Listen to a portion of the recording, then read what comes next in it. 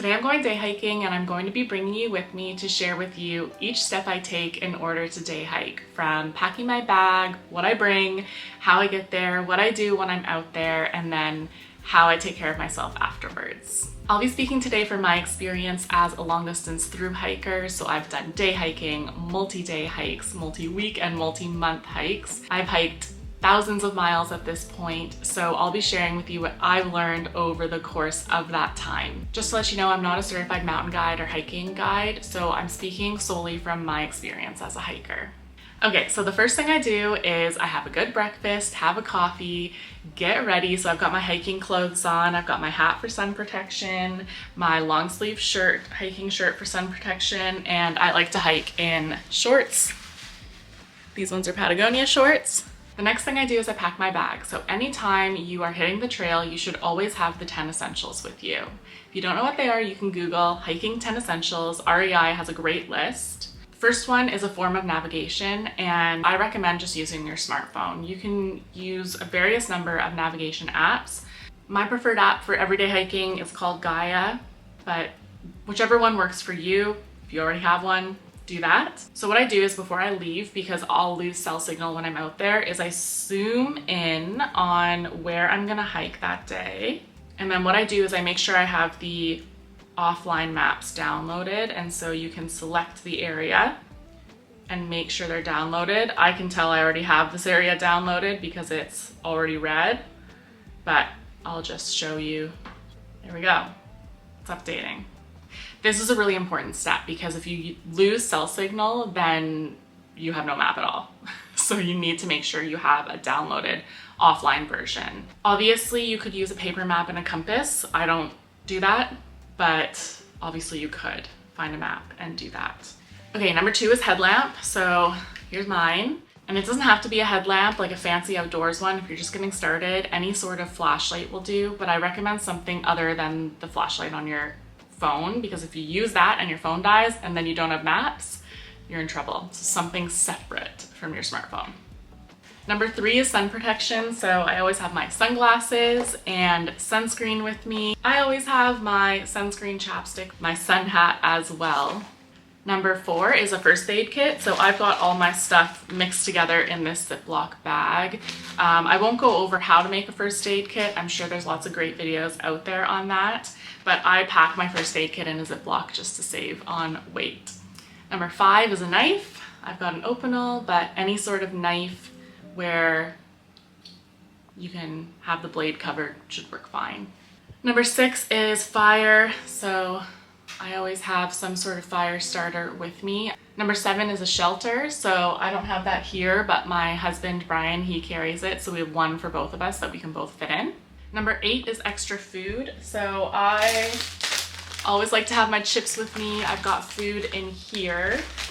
And then in here is a whole lunch that my husband Brian packed. So we've got a lunch, plus I've got some backup snacks. So just having a little bit more than you think you're going to need is really good, because if you get stuck out there, if you get delayed, or it takes longer than you planned.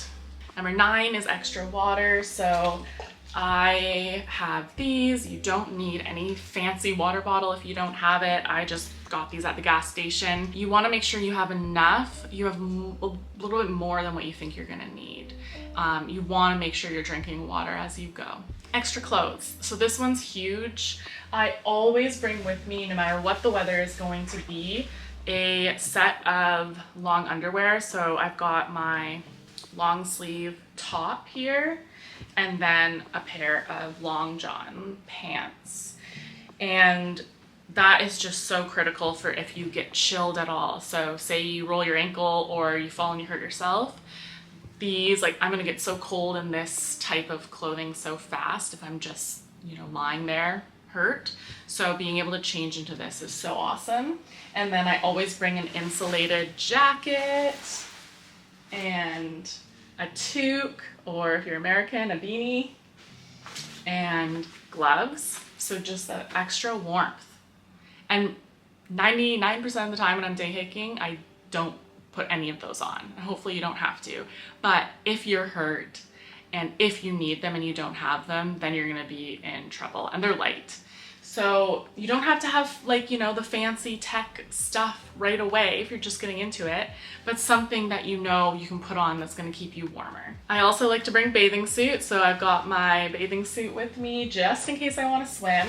And then I always bring rain gear, even if it's not going to rain. Today, it is going to rain, but I bring it anyway because you just never know.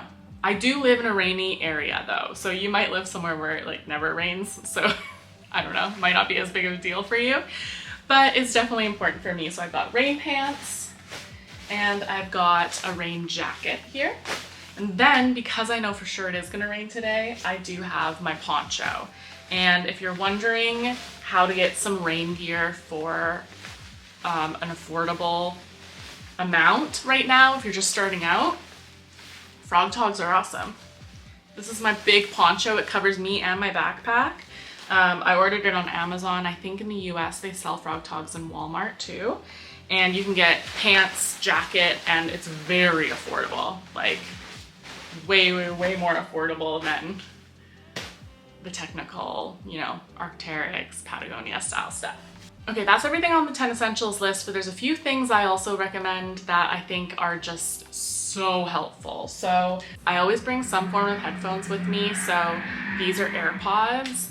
And I just love when I'm hiking, listening to a podcast in one of my ears or music.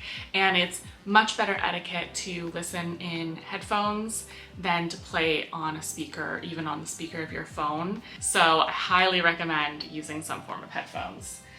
And I bring this little lightweight trowel, got it at MEC. I'm sure REI sells them too. And this is if you have to go number 2, you need to dig a cat hole 6 inches deep and bury your human waste in there. If you don't want to get one of these, then you should be carrying out your waste if you're not able to bury it. And carry out your toilet paper. I know some people bury their toilet paper, but the amount of times that I've seen that an animal dug it up and then there's toilet paper strewn everywhere, it's just not enjoyable. Bring an extra Ziploc bag and just pack out your garbage. And then once you get back to town, you can throw it out. You never have to look at it again. Also, if you know it's gonna rain, a black garbage bag to line the inside of your backpack is super helpful. It just keeps everything dry. This is a safety item that I have just decided I carry with me always, and this is a Garmin InReach. It's not a must, like you don't have to get this. It is a more expensive item, so it could be a barrier to entry if you're just getting into it. So don't worry if you can't afford this yet, but definitely put it high on your list. This is just such a lifeline. When you lose cell signal, you can turn this on and you can send messages to your loved ones, trigger an SOS here by pulling this open and pushing the button. So if you get hurt, you can call for help. I have been in situations where somebody got hurt and nobody around had one of these and they had to stay the night and hope that somebody could find someone to rescue them in the morning. So it's definitely very helpful. If you're just starting out and you don't want to get one of these, the other option is you could plan to do hikes where you know you have cell signal. So what I'll often do is, depending on my provider, I'll search the network map and you can actually see where you'll get cell signal on your network, and then you could just do a hike that falls within that range. So then you can just use your phone if you get into trouble. And then maybe if you fall in love with hiking and you want to start venturing further, maybe that's when you make the investment into something like the Garmin InReach. I bring my wallet, has my health card, money, whatever I might need. Here is my backpack. It does not need to be a fancy backpack. You just basically need to make sure it's a backpack that can fit everything that's comfortable to wear. So again, you could just use something that you have if you have something that you think will work. When it comes to hiking shoes, I always recommend wearing something that already works for you. So if you have a pair of running shoes like this, and you know that they're comfortable and they work for you, you don't get blisters, I don't see any reason why you couldn't just start hiking in those. You don't need hiking boots. If anything, I think the most important variable in your shoe that you take out on trail is to have good tread on the bottom. That is going to really prevent you from slipping around on stuff. So look at the bottoms of your shoes, find the ones that have what looks like a good amount of tread. So it doesn't look like smooth and flat, it actually looks like ribbed in some way, bumpy, so it's gonna get, you know, stuck on stuff so you're not slipping all over the place. And use those if they work well with your feet. Obviously you can buy shoes if you want to, and you could go to like an outdoor store or a running store and tell them you want to be able to hike in them. So usually they'll recommend trail runners where they might have a little bit more tread. These are trail runners. It's a very personal decision deciding what footwear you want to wear. I only bring it up because in the past, even when I was starting out, I thought like the only way to hike was you had to hike in boots. Like it was just like almost programmed into my mind. And there is another way. So if you don't want to do that, there is another way. These are the shoes that I hike in. I just have a different color than I'm using right now. It's up to you, but try to make sure you have good tread. Okay, that's everything I'm bringing today, so I'm gonna pack up my bag now and get going. One thing I forgot to mention, because it was hiding here, is my Kula cloth. It's a pee cloth, so when you pee, you can wipe with that, and then you don't have to worry about toilet paper. So since it's gonna rain today, I'm doing this. So I literally just line the entire bag with that, and then everything I have goes in there. I usually put my warm layers at the bottom because I usually don't need them. And then everything else goes in.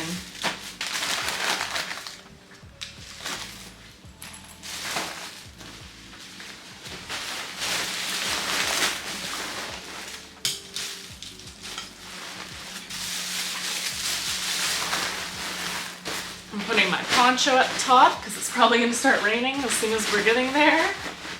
And that. And then I put my bottles in my side here. My sunscreen because I have to reapply a lot.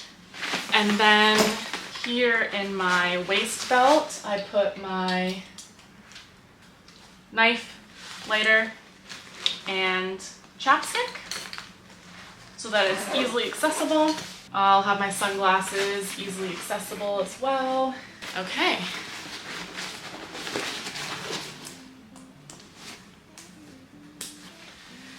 I'm also going to put on an extra jacket today because it's a little cooler out. I like to have my phone very easily accessible so I can check my maps and everything. And then I like to have my headphones easily accessible as well. So as you can see, my backpack looks very full. You definitely don't need one this big. Oh, another optional item is to bring something you love. This is my tiny sheep called Stella and her tiny buddy called Bella. So anyway, what I was saying was you don't need to have this big of a backpack. I could probably fit all this stuff in a much smaller one, but this is just the backpack that I have. And it's the one that I do my thru hikes with, so it makes sense for me to train with it on. Okay, this is gonna go in my husband's backpack, and I'm gonna head out. And I like to wear my sandals and bring my hiking shoes with me.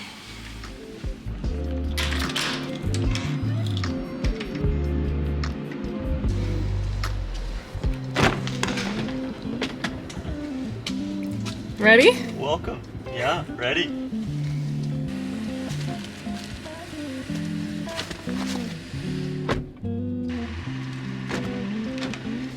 Okay, here we go.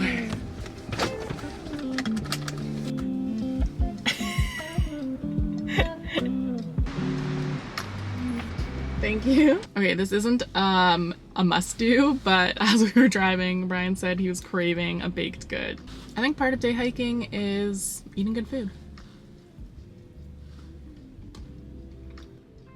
Carrot spice cupcake. Or is it a muffin? Is this a muffin or a cupcake? A cupcake. It's tasty. You have to know what motivates your hiking partner. My hiking partner? It's all about food. I'll hike pretty much anywhere for food. Here we go. I made a coffee to go as well. Also not a necessity, but it sure is nice. We're headed to the trailhead now. We are in a rental car because we don't own a car, and you don't need to own a car if you want to get into hiking. You could do car shares, you could ride your bike to the trailhead, walk depending on where the trail is. So there's lots of different options, and I think it just depends on where you want to hike, how you can get there. If you don't have a car, don't let that stop you from getting into hiking.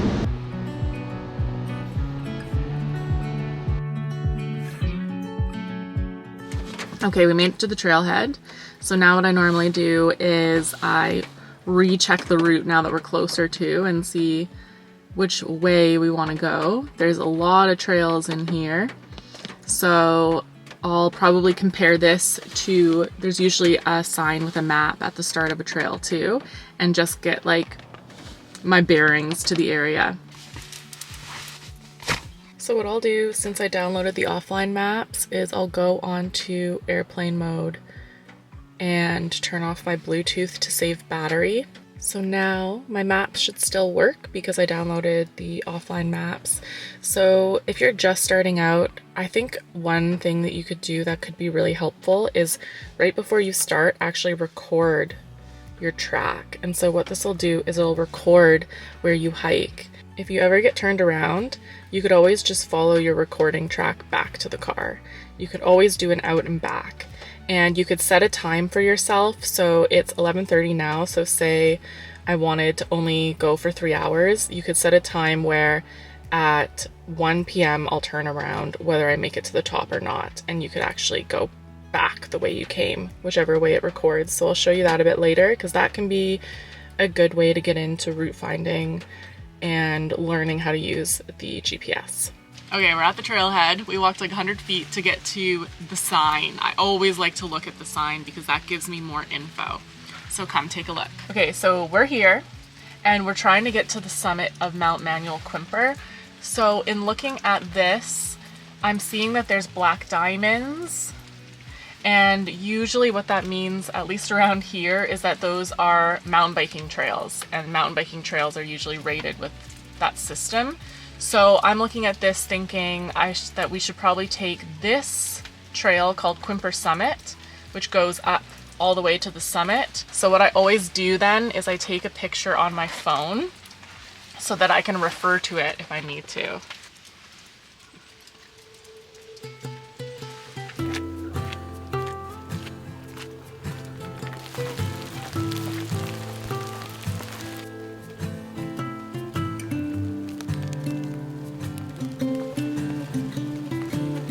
Okay, this trail has these blue sticks, so look for some sort of navigation. And because I looked at the map at the start, I know I'm following the Quimper Summit Trail. So at all these junctions, I'm able to follow which direction to go. This means to go straight.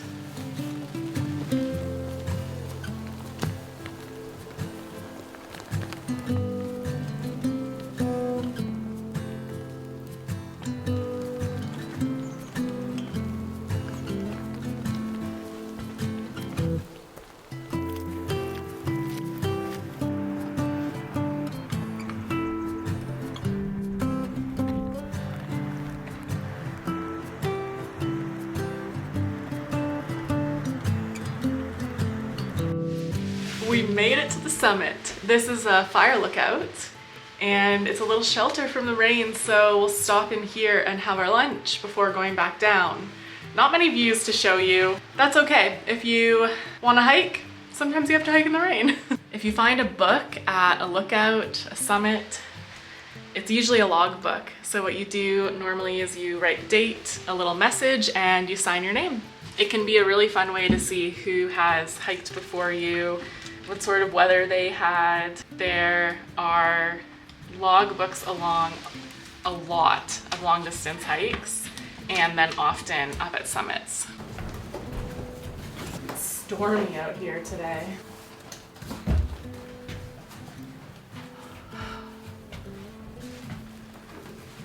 pickles. Pickles. So here's a Brian tip. You can use a chip or crisper or something to spread your condiments on.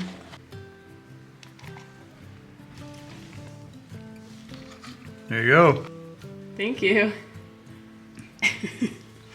Okay. Okay, time to try Brian's concoction. The chicken balls got a little...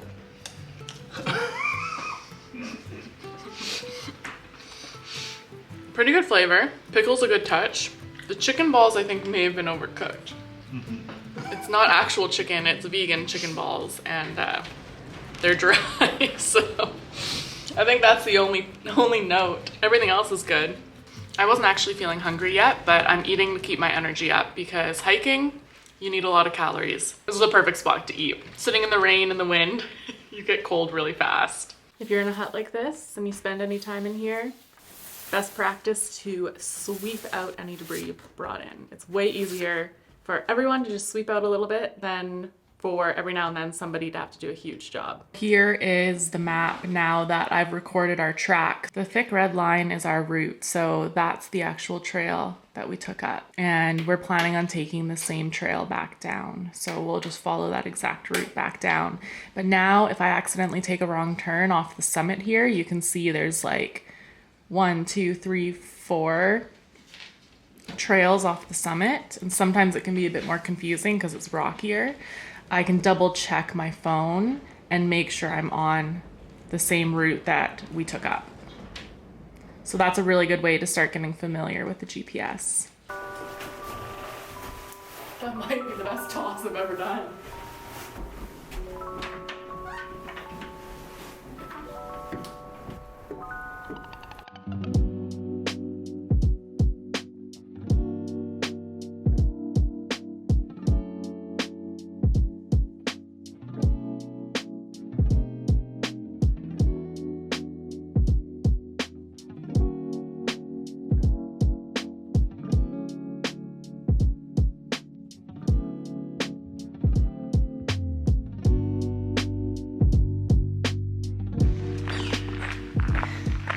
The rain has stopped now and the sky is cleared. We got a beautiful view. It's just a great reminder that still going even when it's rainy is worth it. As long as you have enough, you have the right stuff to stay dry enough and warm enough. The rain eventually stops.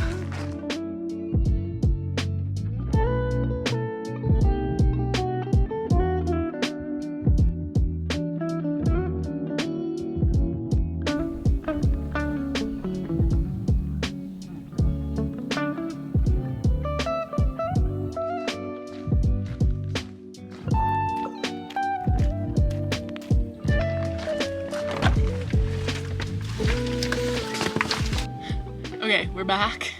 I'm gonna change my shirt because this got a little bit damp, so I don't want to get cold.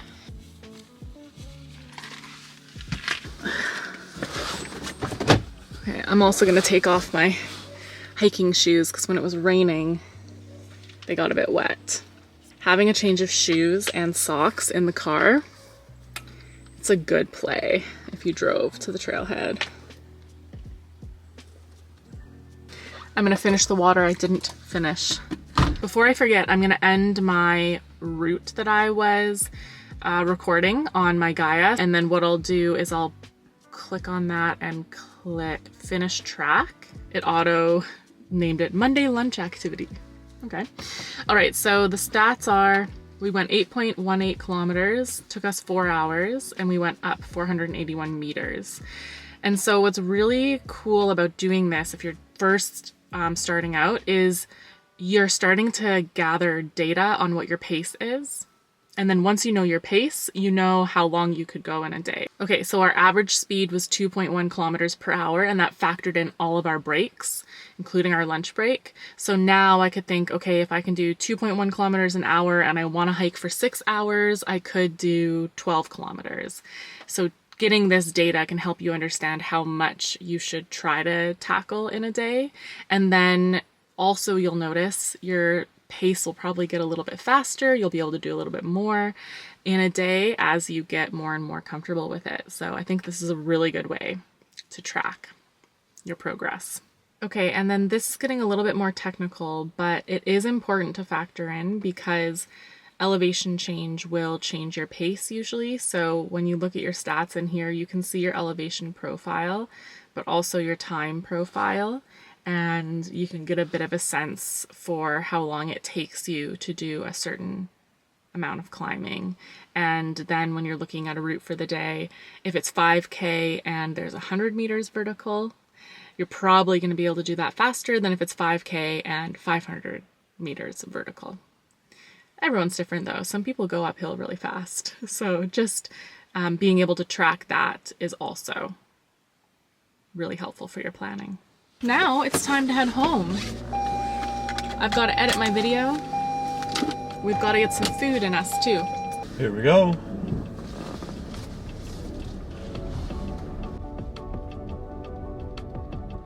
It's time for après. You've probably heard of après ski. I like to call it après hike. Eat right away. These are crackers with a vegan cheese, truffle cheese. It's very good. So a little cheese and cracker snack, and then I'm gonna edit this video and Brian's gonna cook dinner. And I already showered. That's why my hair is up like this. Hydrate, water. And we've also hung up all our wet stuff around our small apartment here. Brian made us a delicious dinner, so I'm gonna eat that now and then finish editing my video and go to bed because I'm tired. I really hope you enjoyed this video. Thank you so much for watching, and let me know in the comments if you get out hiking. All right, I'll see you in next week's video. Bye.